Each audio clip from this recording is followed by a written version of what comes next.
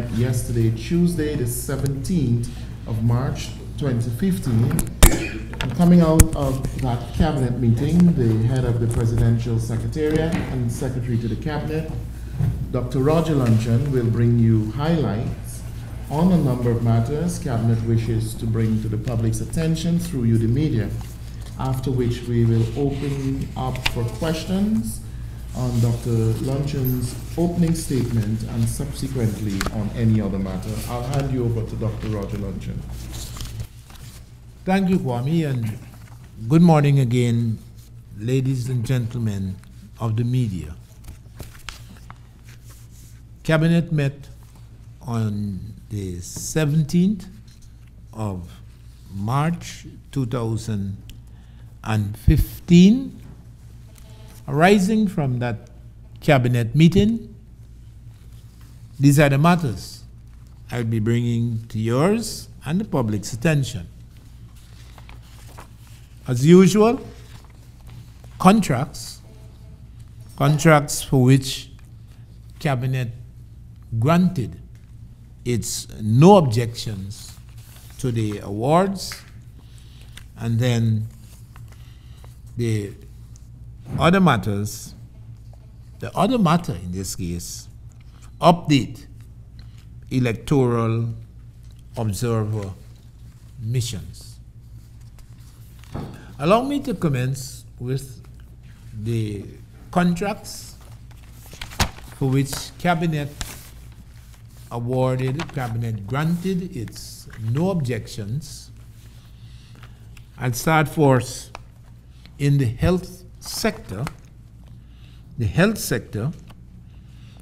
and the first award was one for the servicing of GE, General Electric, health equipment, GE health equipment that is at the Georgetown Public Hospital Corporation. And that award was for $99,000 US.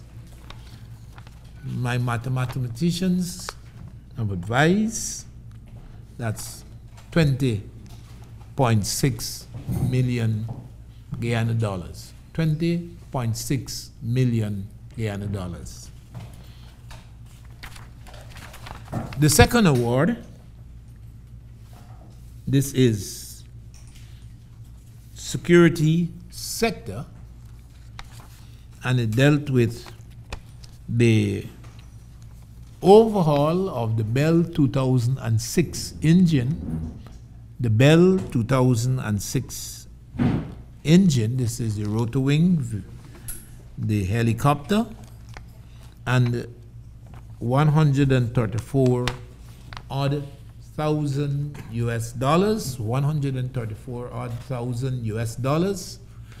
Mathematicians have assured me 28.10 million Guyana dollars, 28.1.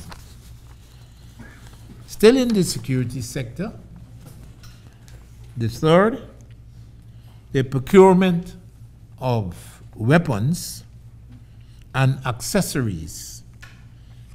The procurement of weapons and accessories, and this is for the military, 85,000 US dollars, 85,000 US dollars, the value of which my mathematicians have assured me 17.7 million Guyana dollars. 17.7 million Guyana dollars. Those, ladies and gentlemen, are the awards made on the basis of Cabinet's no objections. Electoral observer missions, the update. The electoral observer mission. Subsequent to his announcement of the intention to hold elections in 2015, an announcement that was made in December of 2014, the President Ramatar had authorized the dispatch of letters of notification, for want of a better word, letters of notification to the international community, particularly those elements involved in electoral observation, notifying them of the impending elections in Guyana.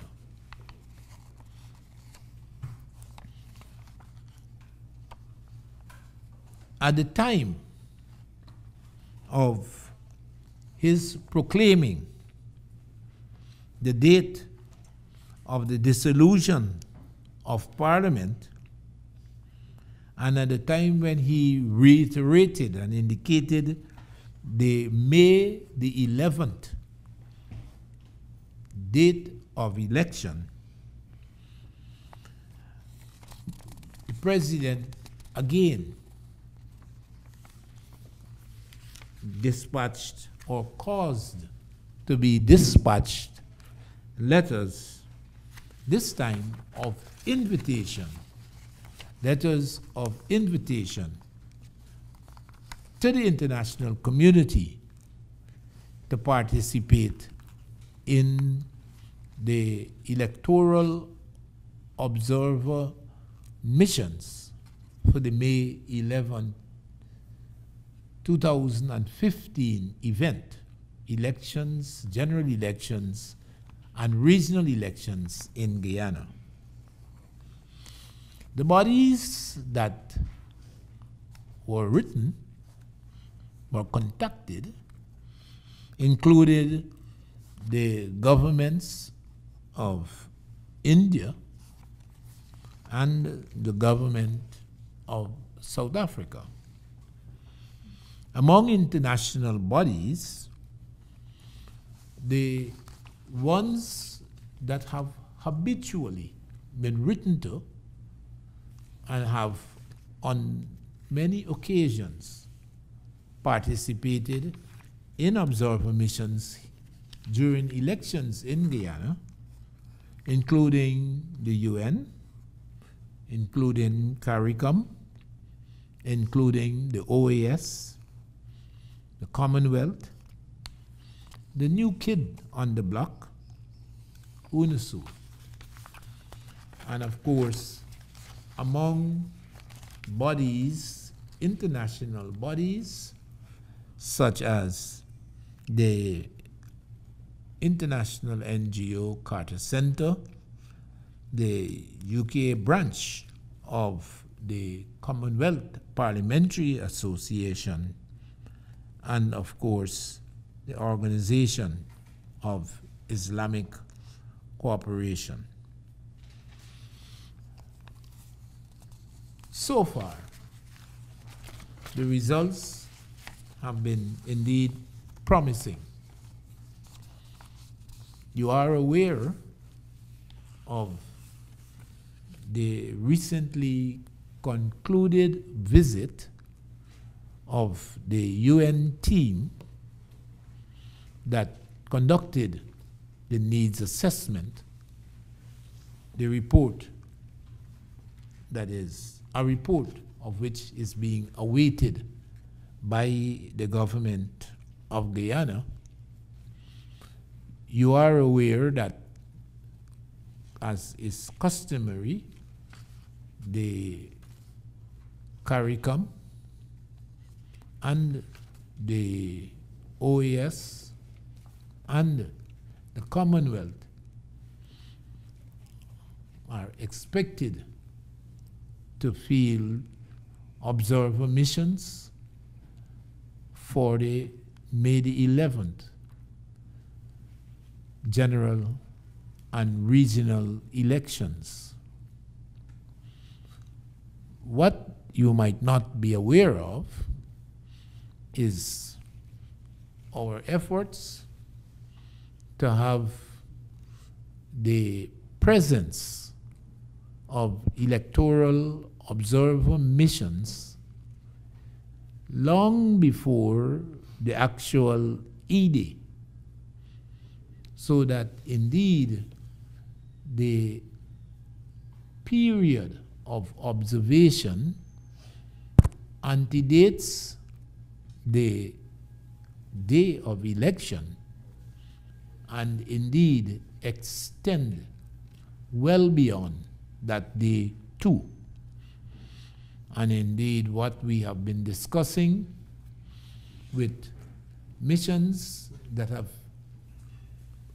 arrived and been in consultation with the government of Guyana and stakeholders also is their presence prior to, and this is for an extended period prior to the elections and for an extended period after the elections. Those are my comments this morning, ladies and gentlemen. As before, I'm open to questions, clarifications on the matters I presented in my opening statement, and as time avails, on matters of your choice, but of a topical nature. Thank you. Good morning, Dr. Luncheon. Clarification on your last statement. Can you say how many of the observers you mentioned, the groups you mentioned, have indicated that they will be here? The needs assessment by the UN, I would want to believe it's a proxy for their presence. And CARICOM, we have been advised about the likely presence of OAS, Commonwealth, and that's OAS, Commonwealth, CARICOM, UN. And on your first statement, can you say where the weapons will be procured from? Oh, that's another story. I presume that that information can be obtained and shared with you subsequently. I don't have that information currently. Dr. Luncheon, Neil Marks, Capital News. How long before the elections do you foresee having observers in the country? If you could give a week, 2 weeks, 3 weeks? Well, I will say this. This is not, and this period is not for a government to decide or to impose. The request of the administration is, of course, along those lines, but it is indeed a decision of the observer mission when they would arrive and how long before the actual date of election they will be here and how long after the date of elections they would remain. I know for a fact that our interest is to have observer missions on the ground as early as nomination date. There is a view, this is on the 7th of April, I think.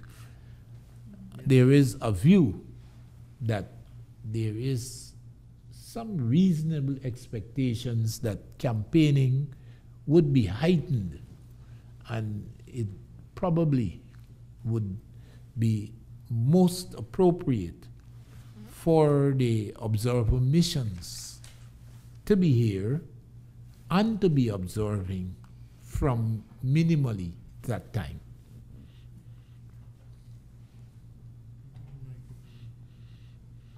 Yes, you can go ahead, but not without a microphone. Adam Harris, Prime News. Dr. Luncheon, what role would the Marriott be playing in providing accommodation for these observer missions? And the Carter Center some time back, through Jimmy Carter himself, had said that he wanted nothing to do with Guyana. Has this country been having a good relationship with the Carter Center? Any relationship between the Marriott Hotel and the observer mission, I think, is practically of a commercial nature. Obviously, the teams that arrive here would need to be accommodated, and the hotels that are in existence, the hotels that are being built, those that would be commissioned by them, are obviously places where the teams, observer missions, would be likely to be accommodated. But it couldn't be anything more, to my mind, than a commercial engagement between the individuals and the specific observer missions and the management of the Marriott. Insofar as your second question is concerned, the Carter Center has had, just like the UN Needs Assessment Mission recently concluded, their own needs assessment mission here in Guyana. I think their activities concluded last Friday. They were here, I think, for the whole week, just concluded. I hesitate to use that for any other purpose than to see their interest in participating in the election observer mission, as was a subject of an invitation by this administration, had been responded to. It probably gives some insight. This might be debatable. It probably does give some insight as to the nature of the relationship between the Carter Center and the government in Guyana. I met them, and I'm pretty certain other stakeholders, government as well as non-governmental, met during the week, and indeed it is my impression that the contributions since 1990, the role that they played in the return of democracy to Guyana in 1992 has, as I said to them, for all intents and purposes, made this Guyana an abiding concern of theirs. I have heard nothing from the representatives who met me have not conveyed to me at the office of the president any dissatisfaction in discharging functions or in the arrangements of a relationship between Government of Ghana and the Carter Center along those lines. I have had no evidence from them or from others as to any dissatisfaction on their part.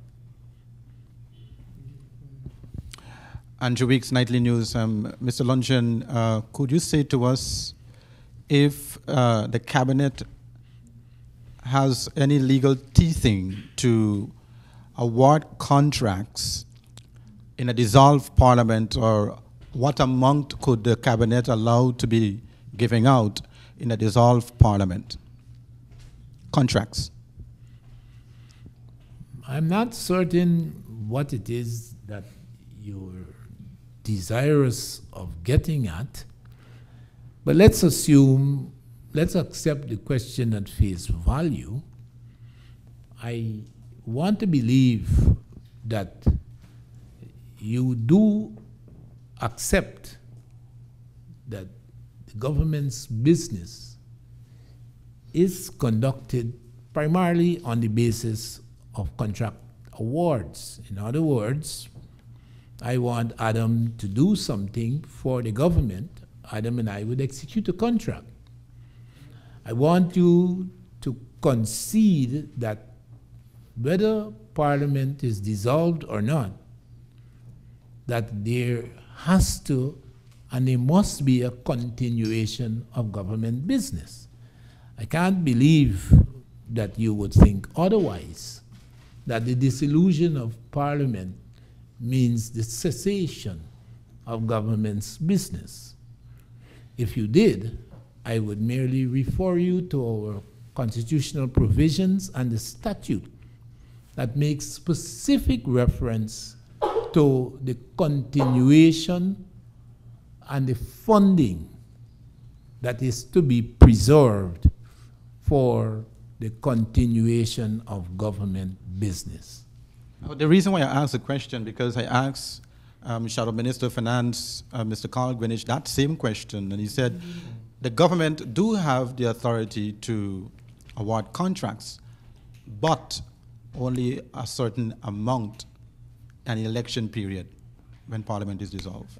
Yes, well, it may very well be that is Carl Greenwich's contention, as he reported to you, but I must admit that this administration is of a different opinion, and that indeed, to the extent that the statutory provisions are indeed honored, that is 1/12 of the expenditure of the preceding year of a budget agency is authorized by the Minister of Finance, it is indeed a legal and a constitutional act.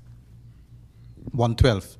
1/12 of the expenditure of a budget agency of the previous year. That is what is laid out in the statutes governing the expenditure allowed in the context of the absence of an appropriation act. You wanted to ask a question? I saw you with a mic. Sorry? No, well, it's your turn now.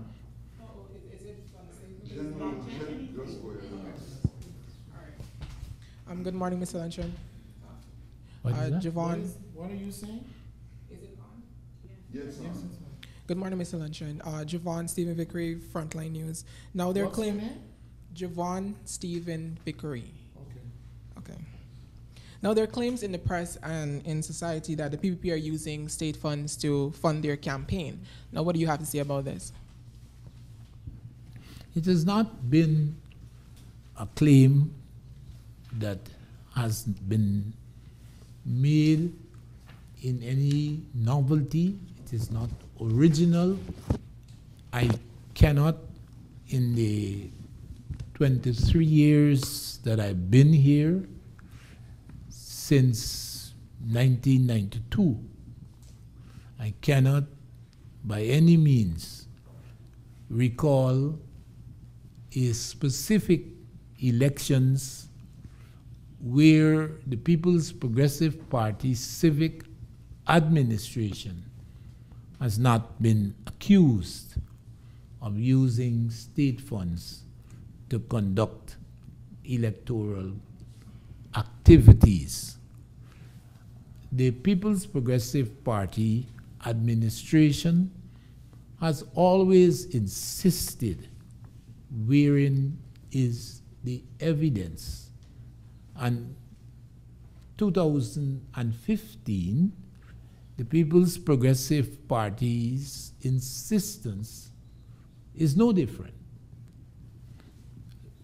Let us indeed substantiate these claims with specific instances when such is established. I will say one thing, that the administration's position is unequivocal. We do not support, there is no policy whatsoever for the People's Progressive Party civic administration to dishonor the law and to use public funds for partisan political interests. Okay, The allegations continue nonetheless. Our task is rather simple. Produce, we investigate, and confirm whether this is indeed so, yes or no.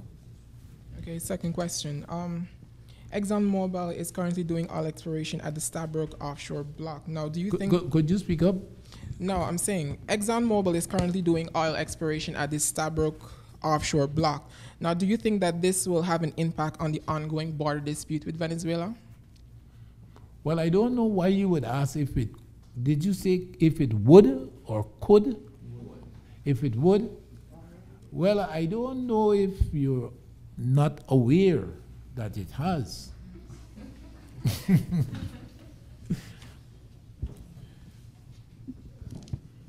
permit me, one quick one on. If you put a new person, Marcel. Good morning, Dr. Luncheon. Marcel, Stabroek News. It's been quite a lot of news since Dr. Jagdeo would have made reference to his home and the home of past President Shady Jackman. His daughter would have been very vocal and said no one from the PPP has defended her parents. As what?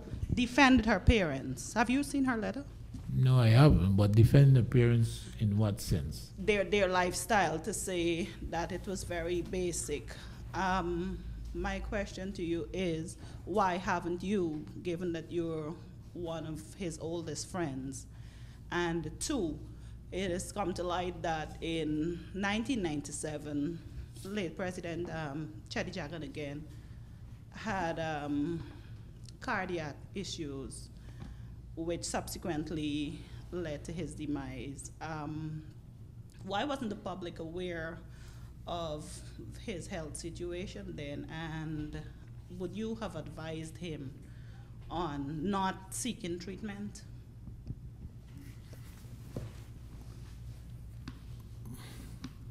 I deal with your second question first, and I do so reluctantly because although I have been a practitioner for many decades and have essentially abandon the flock in pursuit of a career in public administration, I still hold dear some tenets of the profession, and one of them has to do a lot with privacy. I don't talk people medical business, not luncheon.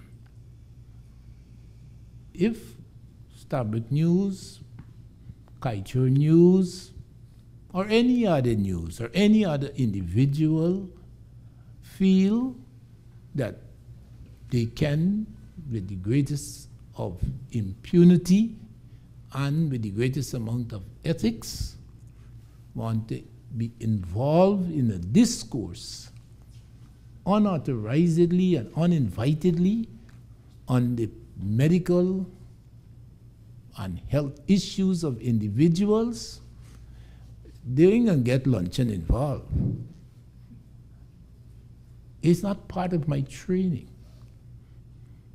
And I suspect it's not part of the training of most of those who abuse that position, notwithstanding the fact that they still do. So even if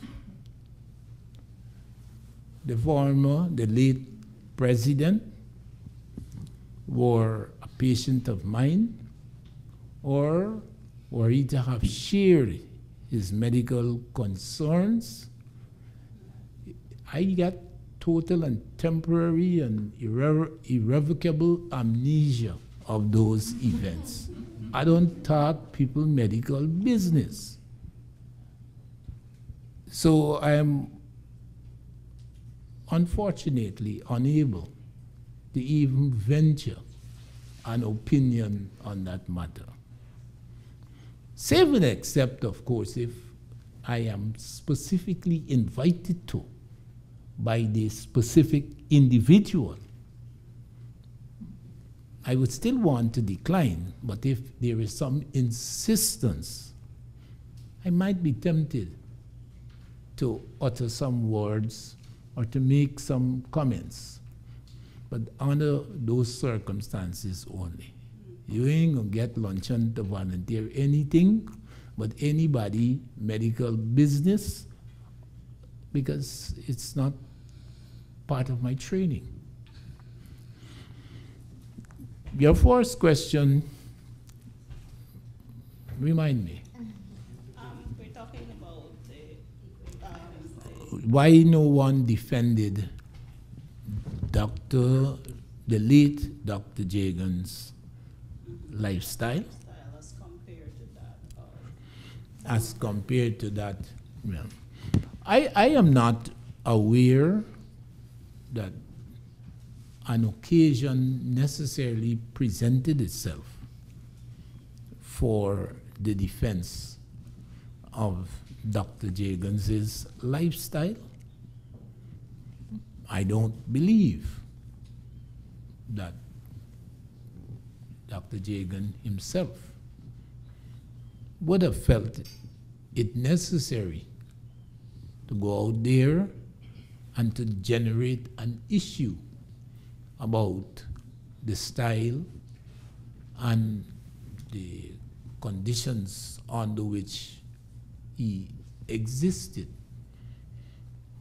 In our engagements at a personal level, I don't have any significant recollection of it being something that he's ever focused on.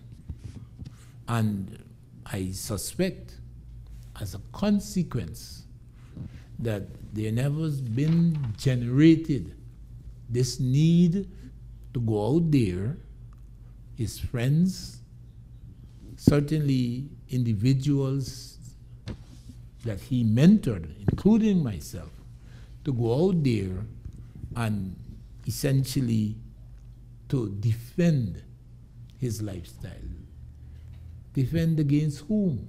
And defend for what? I can't imagine what for. No, it comes against the background of Ralph Ramkaran saying that former President Jack Dio should not compare his lifestyle or his house to that of late President Cheddi Jagan's house, because in essence it's like cheese to chalk. One's a big mansion and one is modest. And this is where the daughter wrote the letter saying only Ralph would have spoken out after hearing that all of her father's old friends have said nothing, yourself included, eh? But again, I'm trying to understand what it is that a statement from either myself or any other would have been made in defense. In defense of what? That is what I fail to understand. In defense of what? Of the belief that she believes that Jack Leo's lifestyle is extravagant. Her father's was very modest as a president, and it shouldn't be compared. And which I should ask you, if you were to compare the two, what would you say? But you know, you are attaching a significance to what I consider something that is essentially irrelevant. You have a former president, Dr. Cheddi Jagan, and another former president, 20-something years later, Bharat Jagdeo, and you're asking to do some comparisons about lifestyles. And I am quite unclear as to what is its relevance. What is its relevance? Are you in any way trying to suggest that the two lifestyles should be similar? Or if they are dissimilar, you have a specific, how should I say, interest in the level and the nature of the dissimilarity? I don't believe it is indeed of our concern if what you, successor, or your antecedents and their lifestyles had or were. For the life of me, I cannot imagine what is the significance of either their being the same or their being dissimilar. What is the significance?